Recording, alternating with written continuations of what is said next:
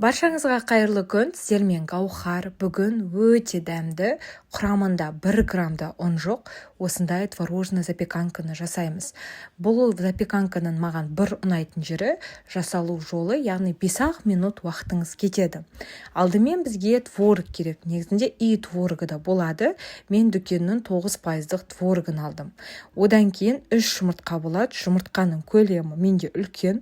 Егер де жұмыртқаларыңыз кішкентай көлемді сорттағы жұмыртқа болса, онда 4 жұмыртқа қоссаңыздар болады.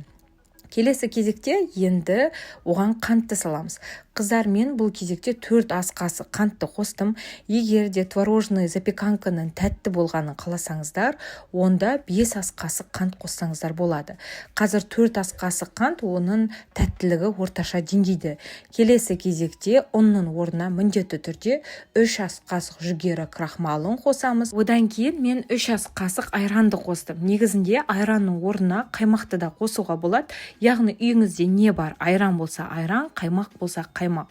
Егер де сұйықтау болғанын қаласаңыздар, 4 ас қасықтан да қоссаңыздар болады. Дәміне қарай ваниль қантын қосып, енді блендердің көмегімен 1 келкі масса болғанша барлығын жақсылатып осылай араластырамыз. Араластыруына да небәрі 1-3 минуттай уақытым кетті. Достар, сонымен қатар видео ұнап жатса лайк басып, менің YouTube каналыма тіркелеміз. Қоңыраушаның белгісін басып қойсаңыздар, қандай да осындай бір жаңа рецепт шығып жатса, сізге бірден хабарлама келеді. Нағараңыздар, бір 3-4 минуттың ішінде бізде осындай өте әдемі 1 келкі масса пайда болады. Енді формамызды міндетті түрде сары маймен майлап шығамыз. Әртүрлі формада, пирог пісіретін формаларда да пісіруге болады. Жақсылатып осылай майымызды жағып, енді массамызды құятын боламыз. Сонымен қатар бетіне әртүрлі әрлеуге болады. Яғни үйіңізде мейіз болса, мейізді қосуға болады. Немесе қатырылып қойған жеміс-жидектер болса да одан да қосуға болады. Менде үйде малина бар екен, осылай бетіне малинадан салып шықтым.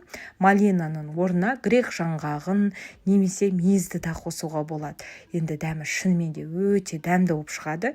Міндетті түрде жасап көріңіздер. Жақсылап осылай малинамызды осылай беттеріне салып шығамыз. 180 градуста қыздырылып тұрған пеште 30-35 минут пісіреміз. Конвекция режимі болса, ең соңында бір 10 минуттай конвекция режимінде пісіріп алсаңыздар болады. Мінеки өте дәмді, ауызда еритін, құрамында 1 грамда ұн жоқ. Біздің запеканкамыз дайын болды. Рецепт ұнап жатса лайк басып, сонымен қатар менің парақшама тіркелуді ұмытпаймыз. Ас болсын, сіздермен бірге болған Гаухар.